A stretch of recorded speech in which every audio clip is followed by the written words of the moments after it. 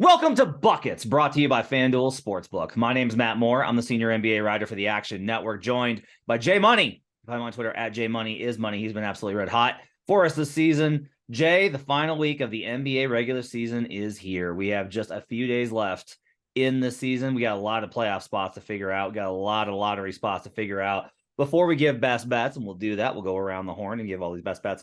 I do have a question I want to ask for you first. I need to let people know that everything we're talking about today can be found in the award-winning Action Network app. It's the best way for you to track your picks. You get up to the second information where the bets and money are coming in on. You get all sorts of cool stuff like our Green Dot Daily Show, which covers your betting agenda for the day. We'll be doing live shows for the NBA playoffs. You can catch in the app directly. Lots of cool stuff. Just download the Action Network app right now. All right, Jay. So before we do best bets for Tuesday, I want to ask you,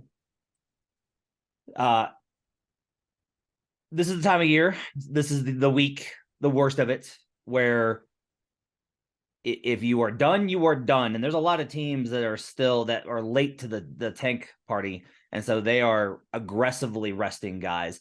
The top three is pretty well already locked. We'll see how it winds up with, but it's going to be Pistons, Rockets, and Spurs. A lot of the other teams are jockeying for those extra percentage points for Ol Wembanyama. On top of that, you've got teams that are strategically in position. Denver, Nikola Jokic has a calf injury. It's not that he doesn't have a calf injury. He's not just resting. But the Nuggets are being overly cautious because their magic number was 2 going into Sunday. Now it's just 1. They just don't have to stress. They're going to get the 1 seed at some point in these next 4 games, probably by Tuesday night when they face the Rockets. So you've got guys missing out. You've got injury reports, lots of sketchiness going on. How do you approach this week of the season? You, especially as a guy that bets a lot of motivational spots, how do you approach this last week of the regular season? And nothing changed for me. I want the more motivated team. It's real simple with me. I don't want the top teams that are into their position. They don't want to get any injuries. They don't want to risk their long playoff run. Obviously, these teams have championship aspirations. So the teams that are submitted into their playoff spot, I'll be betting against them. They don't have a ton to play for. We see less defense coming from as well. I will be staying away from the bottom tier teams, but I know for a fact that I will not be. It's kind of crazy because power ratings wise, the numbers will. They'll have them favored by double digits. But there's just no way that I would lay double digits with some of these teams. They just don't care. They're going out there. They'll play on offense, but the defense won't be there. Like I said, they're not trying to get injured. So it's still the same thing. I'm going with the more motivated team, the teams that really need to win games. Yeah, even then, the teams need to win games. You got teams like the Timberwolves losing as a 19-point favorite to the Portland Trailblazers. So be careful out there, folks. However, this is your Tuesday Best Bets episode. We got a massive slate, 13 games on the books here, Jay, because the NBA is a bunch of cowards that won't go up against the NBA champion or the NCAA championship game. So I will ask you, of this big old slate, I understand you have just one bet for me, but let's make it a good one. What's your best bet for the Tuesday slate? Yeah, I could give out some other bets that I like, but one that I'm placing for sure. This is one that I always think about these things for a few days. So Minnesota Timberwolves full game. I'll probably end up on them first quarter as well, but this is a Timberwolves type of spot. I'll explain it here in a sec. All right, I got 2 for you. I got 2 unders I want to play. Kings Pelicans under 237.5 and Thunder Warriors under 241. 2 high numbers. I like these spots quite a bit. Very excited about these. All right, let's go ahead and go to yours. So we just mentioned the Timberwolves losing to the Portland Trailblazers. Look, this is pretty typical, right? A yikes game for the Wolves, real confidence shaker. They're on the road versus a Nets team that's pesky, still is pretty competitive even after all of the trades at home. I will say that the Nets are in really good position to go ahead and lock the 6th seed. Miami just hasn't been able to make the run that they need to. The Nets are up 2 games in the loss column and they have tiebreakers. So they're in a really good position to go ahead and lock the 6th seed and avoid the play-in entirely. To be honest, I don't know if that's what the Nets are actually looking for. I don't know what their motivation level is for making the playoffs, et cetera, with where the roster is at. But why do you like the Wolves here in the spot in the matchup with the Nets? Yeah, this is a bounce back J spot here. I could only look towards the Wolves in this spot. They just come off one. They just literally made history. It was the biggest outright dog winner since 1995. So I know the Wolves are feeling some type of way, and it's actually crazy because this is what they've done this season. They've had some bad losses at the house versus lesser teams, but guess what? They do usually bounce back as well. They hadn't lost 4 games. They've only lost 4 games in a row one time. That's when they had a 6 game lose streak. It was a real bad stretch for them. But since then, that was the only time that they've lost more than 3 games in a row. I think they bounce back here. I think they give absolute peak effort, max effort here. You see the Nets. They just, I mean, they struggled versus the Rockets as well. They did beat up on the Hawks, a bad team that didn't play defense. But then after that as well, you see them struggle versus the Utah Jazz. The Jazz really almost came back and won that game there. So I'm worried about the consistency of the Nets here for the 48 minutes. I know that the Wolves will be on go here. And let's talk about the size advantage. Rudy Gobert and Karl Anthony Towns should go absolutely bonkers in Yes. this game. Yeah, I mean, I'm talking about a few foul trouble for Claxton, and this could be a 20-point smack city spot for the Timberwolves here. So I will be howling with the Minnesota Timberwolves here. All hands on deck here. Give me the Timberwolves plus the 1 in this one. Oh, I like it. I like that one a lot. The matchup really leans towards them. Like you said, if Claxton gets in foul trouble, it's absolutely over. This is a team that like they match up very well against. They've been trying to figure out that 2 big lineup, but just a lot of this kind of I think leans their way. The Nets will switch and they'll hit some threes, but in general, I like the spot for the Wolves as well. I agree with you here. We'll go to mine real quick. Kings Pelicans under 237.5. So this has been a pretty good spot throughout the course of the regular season as it kind of has gotten on later. Essentially, the Kings don't score as well on the road, and their defense actually plays a little bit worse. Kings on the road, the under is 23-15. That's a 60.5%. That's really great.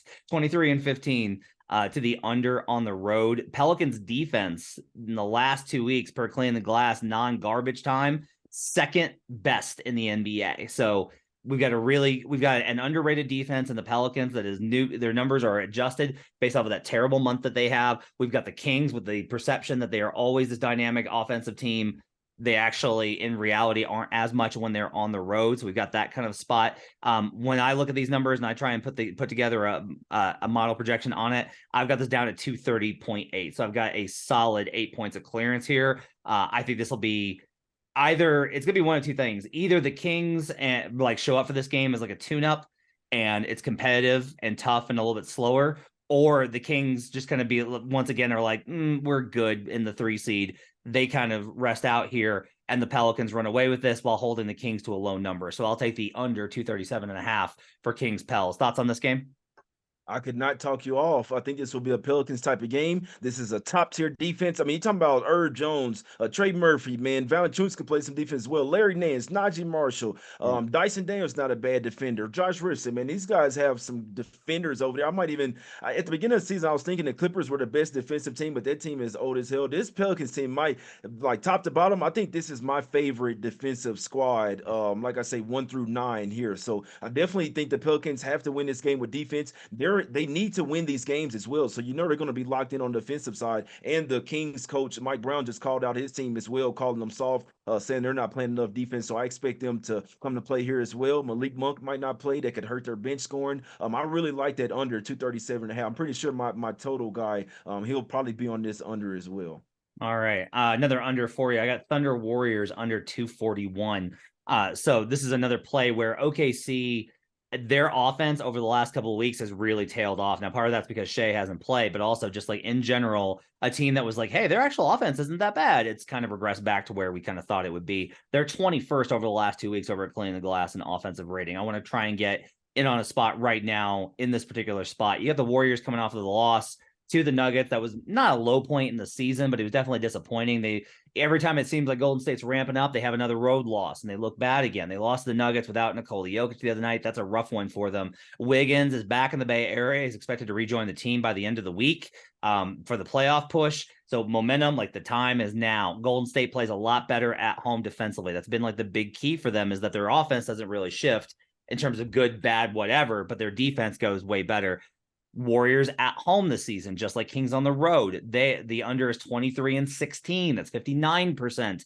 to the under. So we kind of have this expectation of it being really high at 241. Look, this is a pace problem here. That's the biggest risk in this one, is that the Thunder play extremely fast. The Warriors will definitely get up and down and play with you. But I think that as Golden State starts to maybe make a statement about the playoffs and try and get themselves in that kind of a gear, while to be honest, I kind of wonder if the Thunder are okay if they were to let Dallas catch. I don't think that they would be upset with that outcome. I think they're fine either way, but I don't think necessarily that they would be upset if Dallas were to pass them in the standings. Not going to happen because Dallas is a train wreck. But I will go ahead and I'll take the under 241 and 241 in this one. It's basically based off of Warriors defense versus a Thunder team going in the wrong direction. You got thoughts on Thunder Warriors? Yeah, I couldn't talk you off. Yeah, it's just crazy how the Thunder could have literally been like the eighth. They could be like in the sixth seed right now Yeah, if they wanted to. right. So it's like really crazy. It's like you just like not even want to make the play. I don't know, man. It's the craziest thing ever. I don't understand how they lost to the Pacers. Whatever, man. But yeah, I mean, guys like Lou Dort, both Jalen Williams here, even the bench players, they could decide that they want to turn up here in this game as far as like defensively here. So Yeah. I couldn't talk you off under here. Obviously, it's an astronomical number. The Warriors need to work on their defense for the road because they won't have home court advantage. You're going to have to win a game on the road if you want to advance to out of the play in the next round. So the Warriors really need to start working on their defense, in my opinion here. So I could definitely think that these two teams can, like, especially like guys like Lou Dort, he can get on Klay Thompson, Steph Curry, one or two, right? So they have some advantages over there. I think this one could stay under. I don't have a play in this game, but could not talk you off the under here, man. All right, before we go, I got to ask you about Lakers Jazz. So you've been smashing on Lakers spots lately, and I've been tailing. I stopped trying to go against you and just started following you on the Lakers plays. They're 8-point favorites, open 4.5. It's 8 now versus the Utah Jazz. No Walker Kessler. He's in concussion protocol. That's it for his season. Utah's done. That's pretty apparent. But here's the thing: is like, if Utah is done, why is Lauri Markkanen back and playing? Like, he's playing again. Eight's the Jazz are a great home team against the spread. They still have guys playing well. It would be like beating the Lakers is that I think is something that Danny Ainge would be invested in. It's a thing I think that team would be invested in. I think Taylor and Horton Tucker would like to be able to show play spoiler to the Lakers. I kind of like the spot here for the Jazz. The Lakers have just been so on fire. Jazz obviously going the other direction. What's your lean on how to play Lakers Jazz? I would only look towards the Lakers. I don't think that LeBron James is going to play. So if you like the Jazz, take the 8 now. Because I mean, Markin is questionable. He could be ruled in. They do. I'm sure they want to play. At least want to keep this game close, right? And that's the Jazz thing. They don't necessarily want to win, but they want to keep the game close. It's the weirdest thing ever. I don't respect it, but whatever. Markin could be ruled in. I don't think LeBron will play. They do. The Lakers have the Clippers on deck the next night. So while I think the Lakers will win, I'm not really I don't want to ask them to win by margin in this one, where they could kind of cakewalk through the game. They just want to win as well. Because possibly they know it's going to be a lot tougher game the next night versus the Clippers. So I don't necessarily expect the best defensive effort for the Lakers in this one. I'd like to lean Lakers, definitely not laying the points with them, but I think that they'll win the game. But I must say, I couldn't talk you off taking the 8 with the Jazz for the simple fact that I know that this line will likely come down. There's no reason why LeBron should play in this game when they're going to need him as well the next night versus the Clippers. You see what I'm saying? So when I looked and see that it was the first game of back-to-back, this was a stay off spot for me. I would just say be real careful and do not bet this one until the injury report comes out. You may get a worse line. I think you just got to live with that, because not only is this a back-to-back for LeBron, but Anthony Davis, like they said, Davis is not playing back-to-backs the rest of the season. Are you gonna sit in versus the Clippers game? You gonna play AD in this? Like, do you give up on a higher percentage win versus the Jazz? You are much more likely to win this game than the Clippers game, obviously. Do you get this one? Do you play both guys here and just give up the Clippers game, which is essentially make sure that you're not the 5? I don't know. I think it's the equation. I really don't know how they're going to play this. So make sure you wait for the injury report on this game in particular before you bet it. Let's go wrap it up for Buckets. Thanks for joining us, everybody. Our thanks to David Payne, our producer. Make sure to check out FanDuel Sportsbook for all your sports betting needs. Follow Jay on Twitter at JMoneyIsMoney. Download the Action Network app. We'll be back tomorrow with you with another edition of Best Bets. We'll talk to you again tomorrow. Oh, till then, let's get buckets.